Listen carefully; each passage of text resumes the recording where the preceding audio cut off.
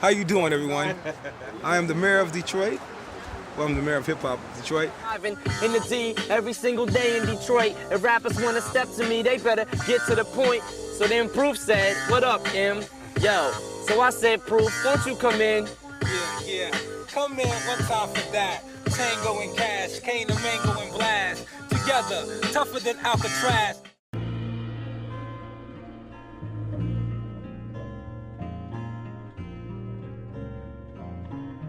Most of us can relate to having a close friend who came into our lives when we were at a young age. But this was not simply a friend. This was a partner in crime, a right hand, a comrade, someone that played a key part during a crucial time in our journey and growth. You were so close at times, it seemed as though they were our brother or sister. We didn't really picture a day where they would no longer be around. Detroit natives Proof and Eminem had this friendship dynamic. Meeting each other when they both were in high school and had nothing but love for music, the duo powered through together and carved a lane for themselves in the hip-hop game. Defying the odds, one of them would reach superstardom and would go down as one of the most recognized rappers of all time. The other would end up meeting a tragic end, but would leave behind a lasting legacy. This is the story of Proof, a man that pioneered the underground scene in Detroit and gave us a rap legend. Deshaun Holton was born on October 2nd, 1973, and was raised by a single mother, Pepper Holton, in Detroit, Michigan. His father produced music for rock bands and underground groups before leaving the family when Deshaun was still a youth. He attended Osborne High, and this is when he met a young man named Marshall, who would later become Eminem. They would call each other Duty, and Proof would sneak Eminem in to take part in the lunchroom rap battles as Em attended Lincoln High School 10 minutes away. I used to sneak him in there into the lunchroom, right? The dude would bust a little rhyme, then Em would come out and kill him the whole lunchroom, which is all, Black Dominated School would be looking like, damn. As they both got deeper into the Detroit underground rap scene, Deshaun took the name MC Proof and joined the rap group Soul Intent and got Eminem in the door with him. Everybody knew it was Eminem who rocketed to worldwide fame, but for many people in the Detroit rap scene, Proof was the people's king and an equally vital figure in helping establish the city as an international hip-hop hotspot. He established his own early reputation as one of the hardest working hustlers in Detroit. Also referred to as Big Proof, he was credited with encouraging Slim Shady to take stage for battles, a move that would later get M a record deal with Dr. Dre's Aftermath Records. At Proof's insistence, Eminem tried his luck at the hip-hop shop, where he had to win over an audience of 10. I don't mean to boast. Look, my face is pale, but you look like you seen a ghost.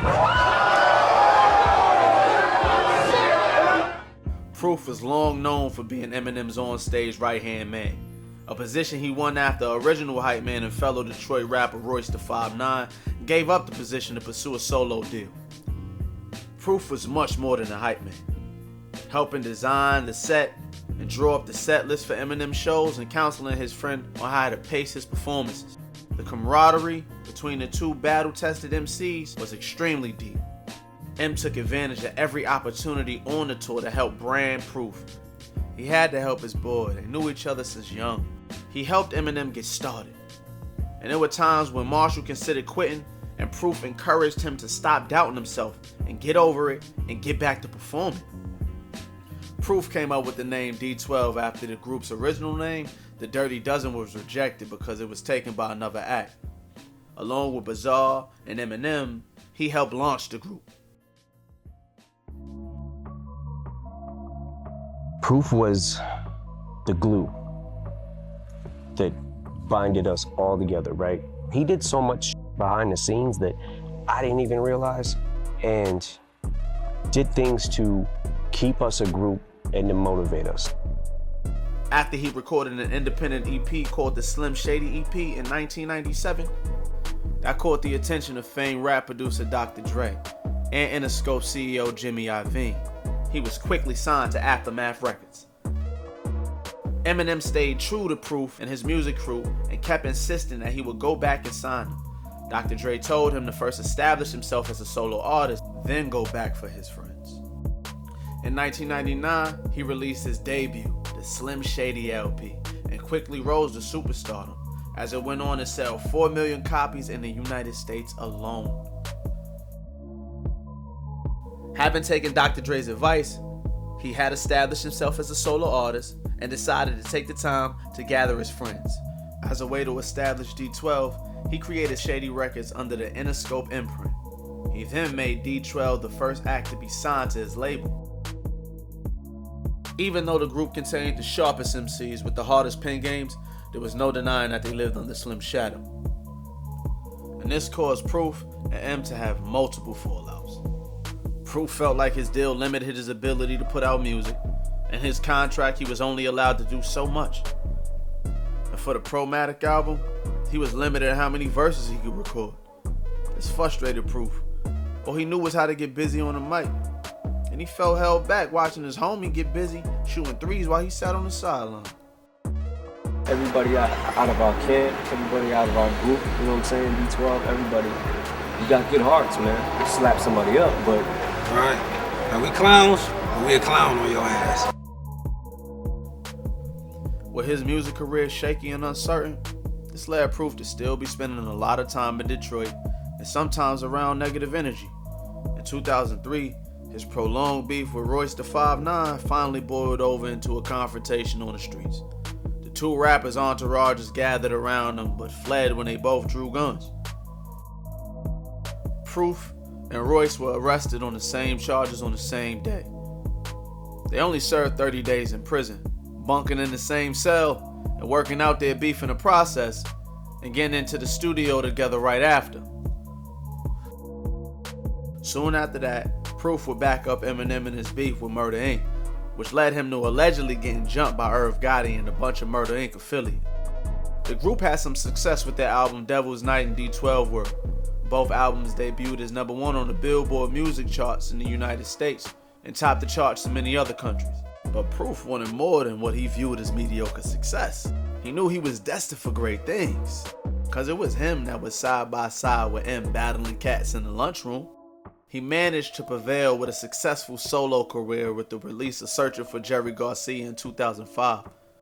At this point, he was now earning his keep off rap, but nowhere near the level of his schoolyard counterpart, and there was only so much Eminem could do to keep him grounded, given he was now being pulled from left and right in Hollywood circles. This left Proof still having to handle business back in Detroit while taking care of his family. These circumstances would lead him into an incident that would change everything. Rapper Deshaun Holton, better known as Proof, one of the founders of the rap group D12 and a close friend of sometime D12 member Eminem, was shot and killed at a Detroit nightclub. On April 11th in 2006, Proof, now age 32, was at the CCC Club on 8 Mile Road. There was conflicting accounts on what happened, but according to an eyewitness, Proof was playing pool in a club with a man named Keith Bender. When they had a disagreement, a physical altercation ensued, and a bouncer, Mario Etheridge, Bender's cousin, allegedly fired warning shots in the air to try to stop the fight. There was a tussle, and Proof then allegedly drew his gun and shot Bender in the face. Right after, Proof was allegedly shot 3 times by Etheridge. There was speculation that Proof fired the first shot, but there is no evidence to support this. Proof was then rushed to St. John's Health Hospital and was pronounced deceased on arrival shortly after. Bender was in critical condition for a week until he succumbed to his injuries. Mario Etheridge avoided jail time and was sentenced to time served for having a concealed weapon and got a $2,000 fine for firing a gun in a building. Authorities stated that he shot Proof in a lawful defense of his cousin.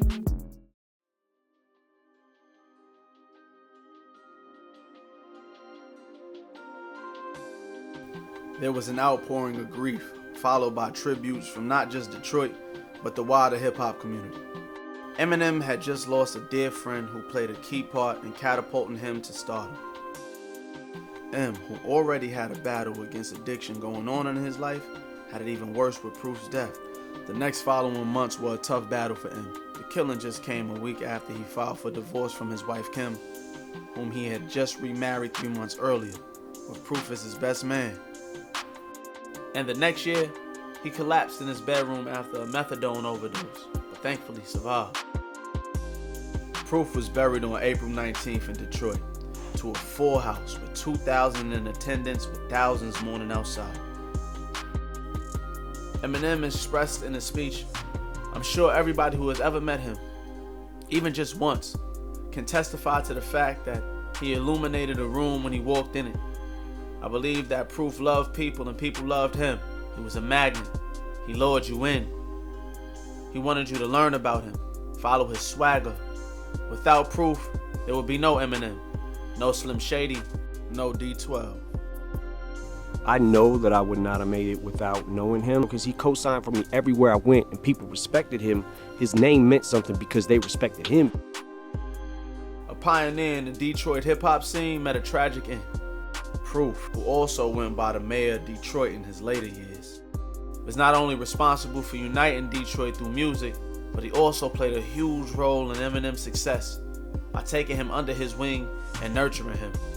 Despite his ups and downs in the rap game, Proof's selfless nature allowed him to help others get a foot up the ladder. He was happy to see his best friend win, and he stayed loyal to him throughout their friendship. The work he put in, and the dots he connected while he was alive, had a lasting impact. When we talk about rap pioneers, there's no doubt that Big Proof has to be a part of the conversation for his forward-thinking nature and the stand-up guy he was.